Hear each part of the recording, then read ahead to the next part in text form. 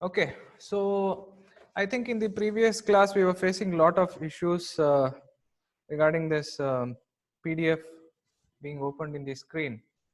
So since today it is fine, I think I'll better continue with the ones that were left back in the previous videos. Okay, so if you remember, in those previous videos we had discussed about composition of rail steel.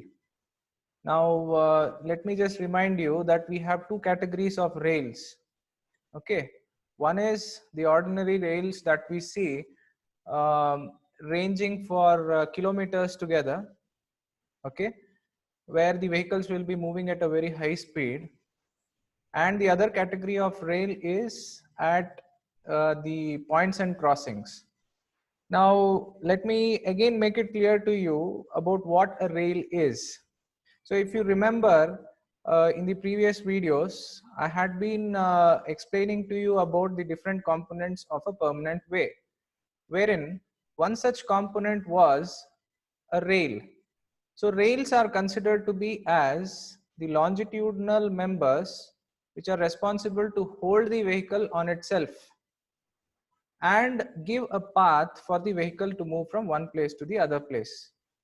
Okay, so they are the longitudinal members which is made out of a metallic composition, and those compositions were as follows. So these rails in a permanent way will be of two types. One is the category of ordinary rails and the other one is the category of rails at points and crossings. So points and crossings means you might have seen there will be a lot of railway tracks crisscrossing across each other, especially in railway stations and places where you have curbs or diverging railway tracks from a single permanent way. So those are the sections which are called as points and crossings. Okay, so since those sections of points and crossings are very sensitive, where the metal wheels will have to cross itself from one metallic rail to the other metallic set of rails, there will be a lot of stresses which will be induced. That's why you will be having a separate set of combination of these different minerals in the preparation of those rails. Is this clear to you? So this was the part which was discussed in my previous videos. Now we shall next move towards the requirement of rails. Now when you know the definition of what a rail is, you need to understand what are its ideal requirements. So the first and the most important thing is to maintain proper composition as per the standards. So whatever chemical composition or mineralogical composition which were explained to you in the previous videos, it has to be maintained properly as per specifications. That's why you might have seen that these rail manufacturing industries are not privatized, but it is closely monitored by the government agencies. You might have heard of Rail Wheel Factory in Bangalore. Has anyone seen that factory? You need to answer.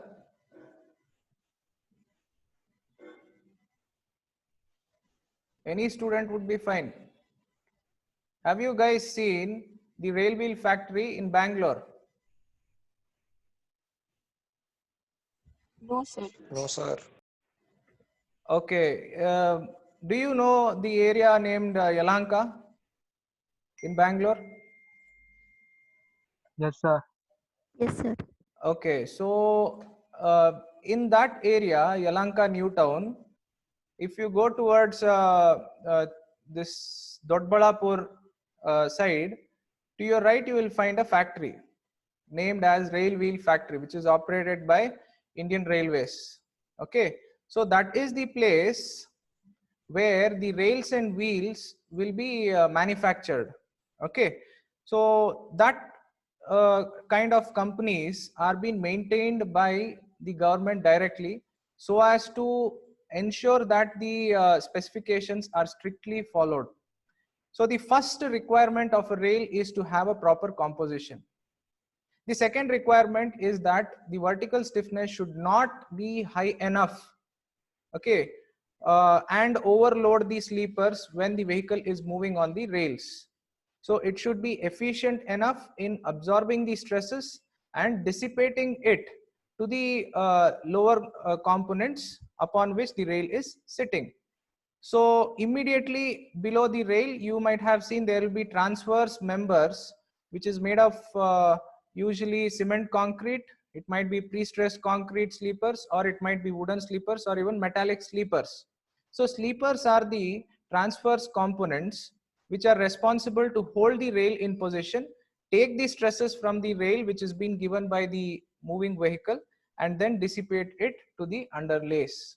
Okay, so the vertical stiffness of the rails are expected to be high. Then the third requirement is that the height of the rail should be adequate. There is something called as the ideal height of the I section that we use for rail section. I'll go in detail about it when we discuss about rails. So normally the rails that we see these days being used in railways is a typical I section. Okay, if you just cut the rail, the cross section would look like I, with a broader base and a slender a body with a slightly broad head. Okay, so this particular height is very important to maintain the center of gravity such that it doesn't buckle, or it doesn't break, or it doesn't get distressed when the vehicles are moving on the permanent way. Okay, so you need to have an adequate height of the rail which is as per specifications. Then the fourth ideal requirement is that it should be capable of withstanding lateral forces. Now normally what happens is, if the vehicle, if the permanent way is straight, or if the alignment is straight, normally the transverse forces which is being given by the moving vehicle will be quite less. I don't say that you don't have transverse forces at all acting on the rail, but it will be quite less. It will be increasing to a very greater extent when you come across a curved section along the permanent way. So when you have a curved section, what will happen is there will be a lateral thrust because of the centrifugal force that is acting towards the outer radius or in the outward direction. Okay, so this centrifugal force will induce lot of stress through the wheels on the outer portion of the rail, okay, or on the outer rail of a railway track. So the rails should be capable enough to withstand the lateral forces, and hence it should have a very strong head and foot width. Okay, so as I told you, the rails are I sectioned, and it has different parts of it, or three sections of it. On the topmost section you have the head, the middle portion is called as the web, and the bottom portion is called as the foot. Okay, so all these components should be adequately designed such that it withstands the lateral forces properly. Then the fifth requirement is that the head should be significantly deep enough and hard to cope up the vertical forces that are being given by the vehicle, moving vehicle. So these vertical forces are usually dynamic in nature. It is not static, because the wheels will be rolling from one section to the other section at certain speed. So the dynamic load should be uh, taken care of by the rail without getting distressed. Okay, then the last one here is that the web should be sufficiently thick enough, and it should have sufficient flexural rigidity along the horizontal plane, such that even if there are transverse forces acting on the rail, it doesn't crack itself or break itself, or even buckle itself when the vehicles are moving on the system. Okay, then the next requirement is that the foot should be wide enough, especially in curved sections. So this foot of a rail is considered to be as very important, because It is the section of a rail that is responsible to hold the rail in its position. So it's just like how efficient our feet is when we are expected to stand. Unless and until our feet is strong enough and adequately designed properly, you'll not be able to stand properly, isn't it? So in the same direction, if the foot of the rail is not been properly designed, then there will be chances of failure of the rail in terms of its stability. Irrespective of whether you use the locking system to hold the rail properly on the sleepers, it is not going to stand efficiently, right? So the foot must be wide enough. Then the bottom of the head and the top of the foot should be in such a shape that the fish plates can properly transfer the vertical load from the head to the foot, specifically at the joint section. Now there are plenty of terminologies that you need to remember here, okay, and understand. I suppose you are clear about the different sections of a rail. Am I clear? Someone need to answer. Are you clear about the sections of a rail?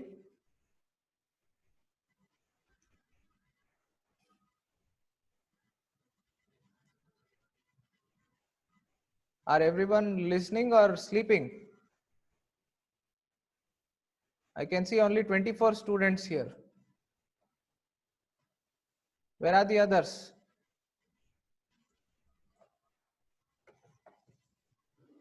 Some are writing Anyways, some exam. okay. Did you understand about the sections of rail that I just explained?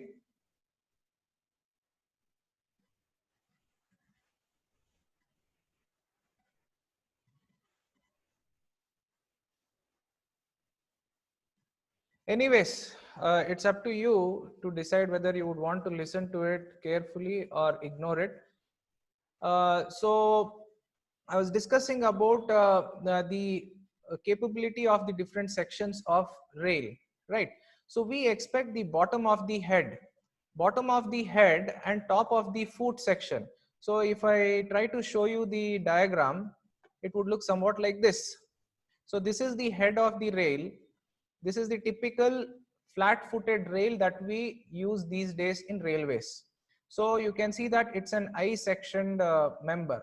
Okay, this particular portion is called as the head of the rail, and this middle section is called as web of the rail, and the bottommost portion is called as the foot of the rail. So a typical I-sectioned flat-footed rail will be having dimensions like this. The bottom width will be around 136.5 mm. The height of it would be 142.9 mm. The web will be almost of 78.6 mm, and you have the head height as 48.7 mm, which has a width of head as 66.7 mm. So these dimensions are very important for you to remember. Even here, the width of the web what we have will be around 19.1 to 19.2 mm in dimension. So all these dimensions are being accurately designed and then given in the specification upon a huge amount of research and calculation of its stresses and strain and its stability. Okay, so a lot of background work is being done to come out with this particular dimension of a typical flat-footed rail. Is that clear? So what I'm trying to say here in that requirement which I was discussing just now is that this particular section, that is the section below the head and above the foot, okay, this section should be properly designed such that it seats in the fish plate, especially at the joint. Now in railways you might have seen wherever there are two rails being joined, either they will be joined with the help of welding process or they will be joined with the help of something called as fish plates. Now these fish plates will be joining two different rail sections together. So you might have seen there will be two plates which will be joining these two and it would look as if the rails are being stitched. Okay, so that stitching and joining of these two rail sections with certain gap in between for expansion and contraction will be given with the help of fish plates and fish bolts. Okay, so I'll show you what those fish plates and fish bolts would look like in the later section. Okay, so let me just see if we have that here. So you can see these holes, right? So these are called as the fish bolts. Now imagine there is one more rail as such being placed here, and you have those two rails being attached, okay, like this. Okay, so this is rail A and rail B. Both are being attached with the help of fish plate on both the sides, on the outer side as well as on the inner side, and held firmly with the help of these fish bolts, okay, which will be driven through the fish holes. Okay, so those are what we call as the fish plates. So the design of the rail section should be such that the fish plates and fish bolts can be easily fastened or fixed, okay, along the railway track. So that is what this particular requirement means. So bottom of the head and top of the foot should be in such a shape that the fish plates can properly transfer the vertical load from head to foot, especially at joints. So this is what is the requirement. Then the next requirement is that the mineral composition should be properly monitored while the manufacturing process is being carried out. Then the 10th requirement here is that the center of gravity should lie approximately at the mid height of the I section, so that the tensile and compressive stresses are equal and the section doesn't get overstressed. Okay, so that is what is the 10th requirement. Then the 11th requirement is that the fillet radii must be large to reduce the concentration of the stresses. So the fillet radii is this. Okay, so the fillet radii should be large enough to reduce the concentration of stresses in the section.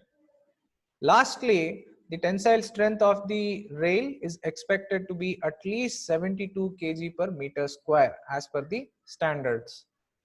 So these were the ideal requirements of rails that are being used in railways. Okay, so anyone has any doubt in this particular section?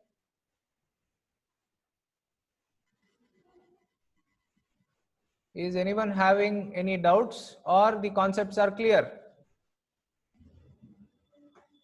All these are very important topics or subtopics which can be asked in the examination as well as in the assignments. So please pay attention. So can you please show the fish plate once again, sir? I'm not able to hear your voice. Sir, can you please show fish plate once again, sir? What did you say? So fish plates, sir. Fish plates. Okay, okay. Huh. Anyways, I'll discuss about it in the coming classes, where we'll be studying more in detail about fish plates. You need not worry about that if you haven't seen it properly. Okay? Okay, sir. Okay. So fish plates, dimension of fish plates, dimensions of fish bolts, all these things will be discussed very much in detail in the chapter named Fasteners and Fittings in Railways. Fittings and fasteners in railways. Okay, where you are expected to know the dimensions and draw those if it is been asked in the examination. Okay. Okay, sir. Thank you, sir. Okay, so is this part clear to everyone? Requirement of rails?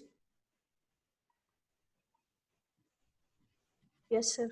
Okay, so the next thing that we need to study about is regarding types of rail section. Now already we have discussed about one such type of rail section, which is a typical I section. Okay.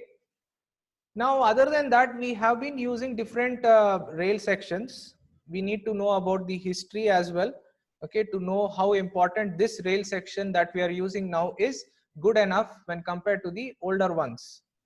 So in the olden days, people used to have different rail sections. One such was something named as double-headed rail or double-headed rail section. So in the olden days, what people used to feel is, if you have a rail section of this kind, okay, the double-headed rail, it looks like a dumbbell in a cross section. So you can see that the dimension of the head and the dimension of the foot is almost the same. Okay, the height is 153 mm, and the height of the web is 64 mm. Thickness is again similar to that of the flat-footed rail, around 19 mm. Okay, but on the other hand, you can just compare these two, that is the flat-footed rail and that of the double-headed rail. You can see that you had a wider head in comparison to that of the flat-footed rail. Okay, so the idea behind this kind of a design is that if you lay this rail today, and over a period of time this section might get worn out because of the movement of the vehicle. So as and how the rail head starts getting worn out, your idea here is to tilt this rail upside down so that you will get a new section. So this worn out section goes down, whereas the new section is brought back in the topmost layer. Okay, so you just invert this rail section, and you will be getting a new surface for the vehicle to ply or operate, isn't it? Yes or no? Are you guys hearing to what I am saying? Yes, sir. Okay, so this kind of a double-headed rail was being designed with an intention that you can reuse the rail for a longer duration of time. Okay, but the only disadvantage the main disadvantage which this particular rail section was having is it could not stand by itself when it is being placed, because it has a very small foot. Okay, just because it is having a small foot at the bottom, you need an additional section called as chair, such that this rail section sits on the chair. You lock the system properly and then you allow it to be used. Over a period of time, the chair also gets worn out, and the fastening system or the anchorage system that we use to fasten this rail section on the chair will start getting worn out. It might, because of the vibration, the tightness might be lost and the system might start getting loosened. Okay, so that was the main drawback of this kind of a section. Anyways, we'll discuss about those differences in the later part. So I was discussing about the double-headed rail, and that is how the double-headed rail looked like. Okay, so it was felt that if the top and the bottom sections were kept identical, the life of the rail could be increased by inverting the rails. This is what I meant to say, right? But because of the drawbacks which I just discussed with you, a new kind of rail section was developed by the engineers in the olden days, and it was named as bull-headed rail.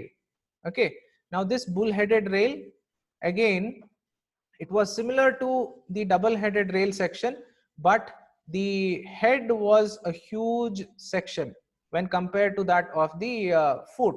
Okay, you had a huge head in this railway in this rail section when compared to that of the foot. That's why it is called as the bull-headed rail.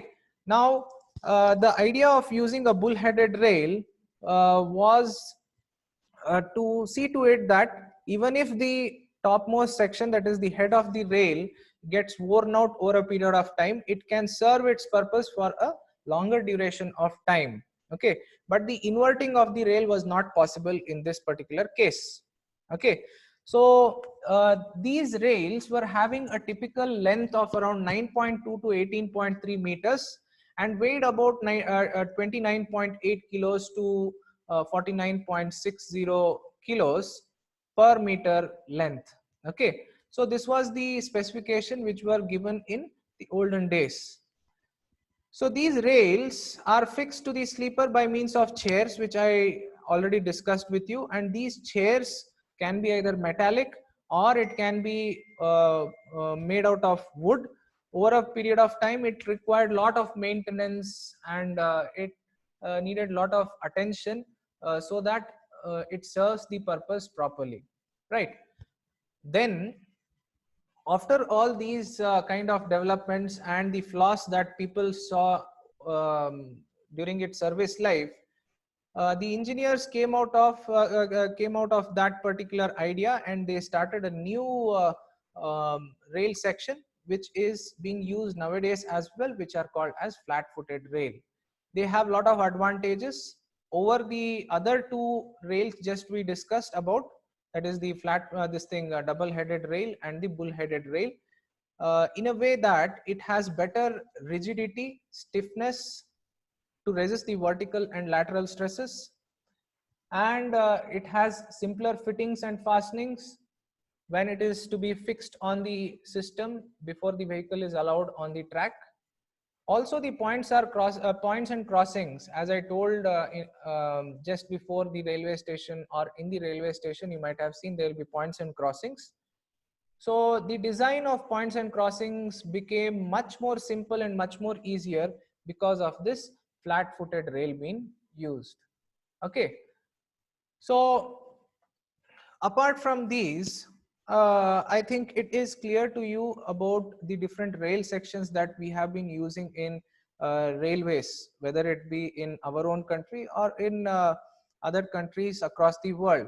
Okay, but in most of the countries, now it is being decided to use the flat-footed rail because it is found to be more effective. Okay, so you need to remember these advantages of using flat-footed rail in railways. Okay, now comes the section where you need to understand the selection of rails. On what basis actually do you select the rail section, whether you are expected to select a flat-footed rail, or you are expected to select a double-headed rail or a bull-headed rail. It is being governed by certain factors, and those factors are as follows. The first one is the gauge of the track.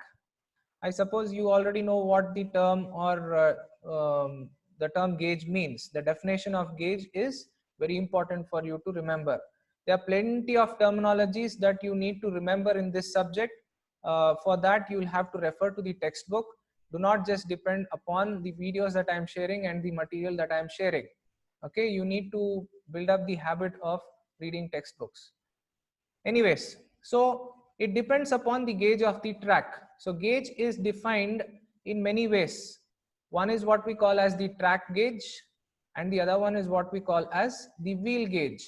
Okay, so these two differences I have already discussed in my previous videos. So what I'm talking here is about the track gauge. Normally such references are made in terms of track gauge. So gauge of the track is one main factor which influences the selection of rail. Second is the axle load and nature of traffic. Third is the spacing of sleeper. And then next is the speed of the train, availability of standard section, and then the permissible wear that is being allowed, okay, as per standards. So what I'm trying to say here is these are the factors based on which the type of rail section need to be decided about. Okay, so this is how the typical cross section of the rails look like. Okay, so this is about double-headed rail, and next is the flat-footed rail. I have not shown the dimension, and the shape could have been shown, but the dimensions are not being shown here for bull-headed rail because it was a complete failure. It was completely removed out of the specification in being used in railways. Okay, because of lot of instability in the system.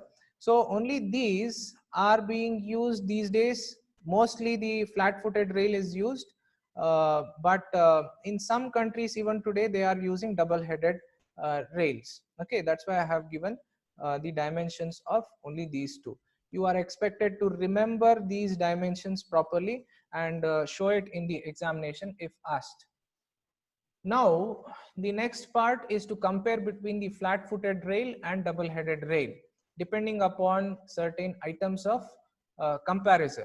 Now, the items of comparison are in terms of initial cost, strength, stiffness, and rigidity, laying and relaying process, alignment and track stability, arrangement at points and crossing, the inspection that is required, okay, timely or periodically, and then the maintenance cost. Okay, so in all, if you try to see, the double-headed rail has lot of flaws when compared to that of the flat-footed rail.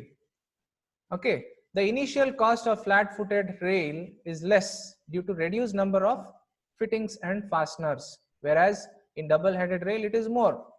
Strength, stiffness, and rigidity is better in case of flat-footed rail when compared to that of the double-headed rail because of the ideal design of the section. Okay, then laying and relaying is much easier in flat-footed rail and much simple when compared to that of double-headed rail because you don't use something called as chairs for flat-footed rail. Just because of the design, the rail is capable to stand by itself when placed. Okay, so it doesn't need an additional platform to rest itself and hold the section intact. So you don't need chairs here, but you need chairs, and accordingly you will be increasing the complication by adding more fittings and fasteners. So laying and relaying becomes complicated in double-headed rail.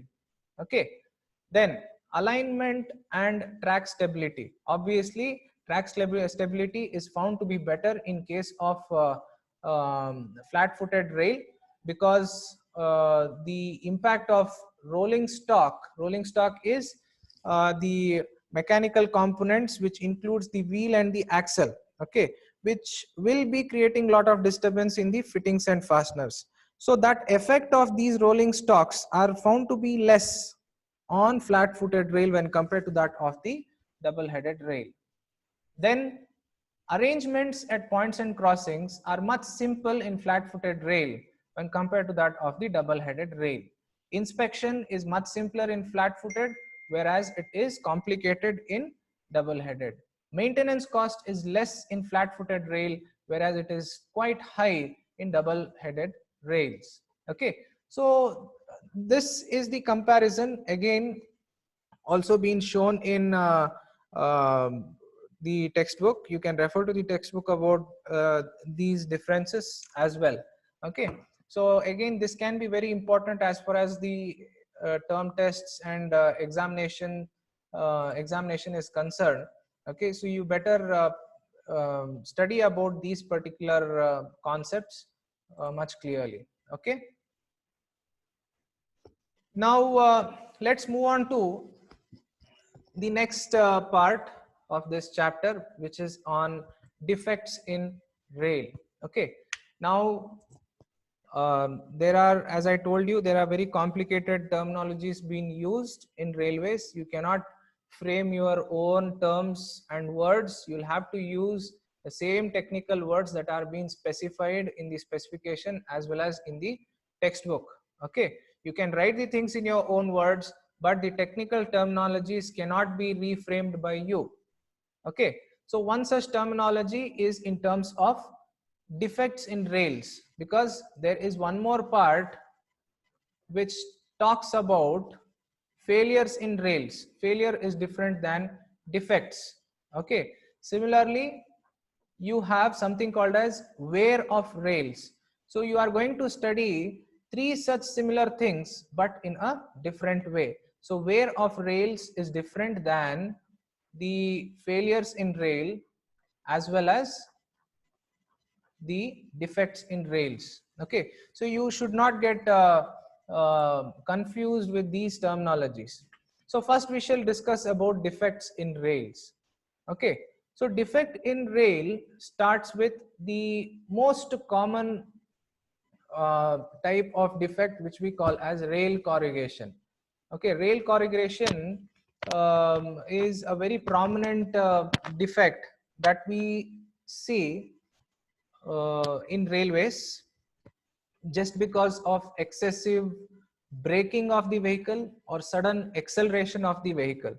Okay, so when a vehicle is moving on the rail and all of a sudden at some particular section of the railway track, if the brakes are very frequently being applied, okay, so this kind of a defect is normally seen, which are rail corrugations.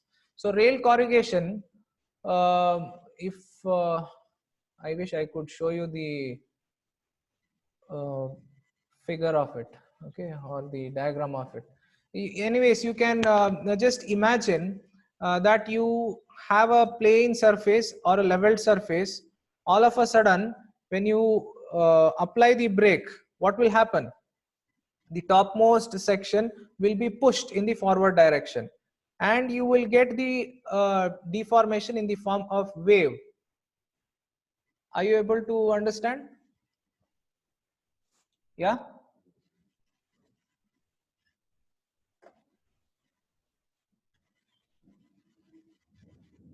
You need to answer, or is everyone sleeping?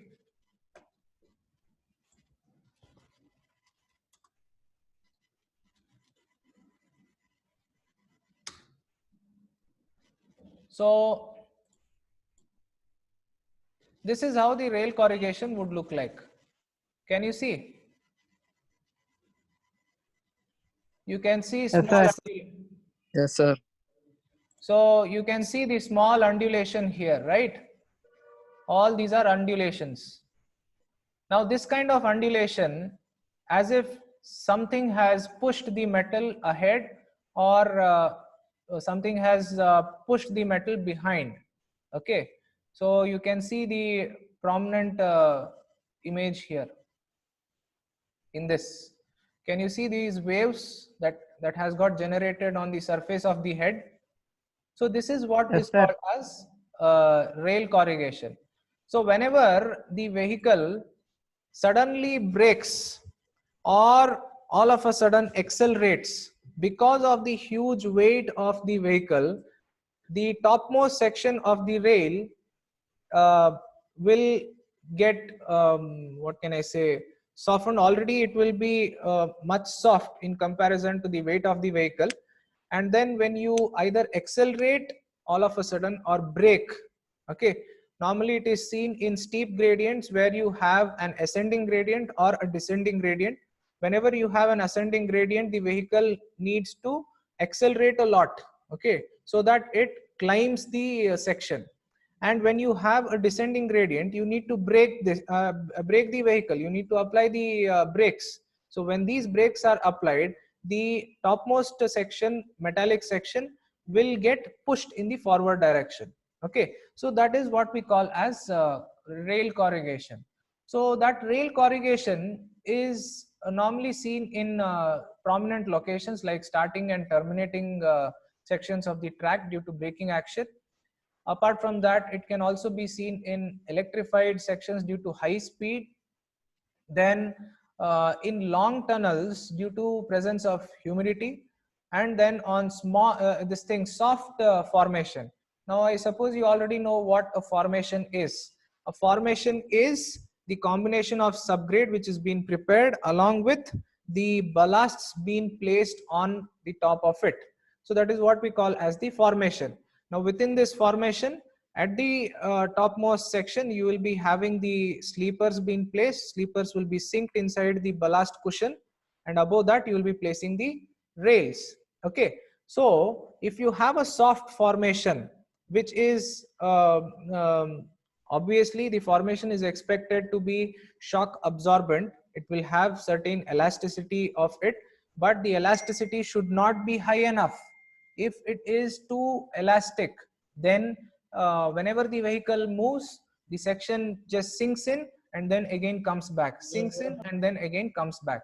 Okay, so that is how it looks like. Yeah, someone has any doubt?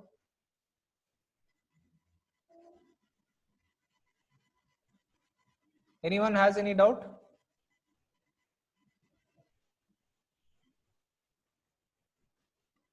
Okay, anyways, so these are some of the causes. Causes of rail corrugation can be yielding formation, soft ballast, sudden application of brake, presence of humidity, high speed, coning of wheels or improper coning of wheel, rigidity of the track. Too rigid formation also can cause this kind of a problem. Steep gradient, either ascending gradient or descending gradient. Use of heavy wagons and non-uniformity of engine wheel diameter or the locomotive wheel diameter. Okay, is this clear to you?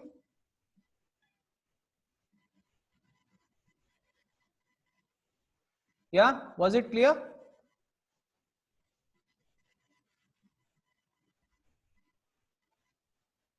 Someone need to reply.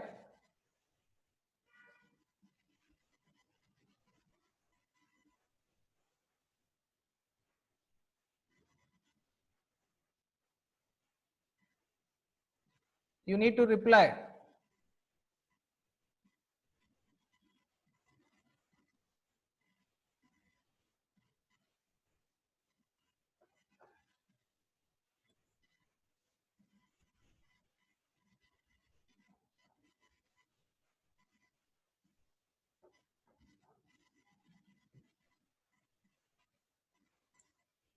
Was these things clear to you? Yes, sir. Okay, so I think I'll stop here till corrugation. The next defect, that is on corrosion of rails, I shall be discussing in the next class. Okay, so let Okay, me sir. remind you that I'll be uh, frequently watching about who is entering when and who is logging out. All these things will be monitored as it is being recorded, and at the end the attendance will be considered. So if you fall short of attendance, I am not responsible. Okay. Okay, sir. Okay, take care.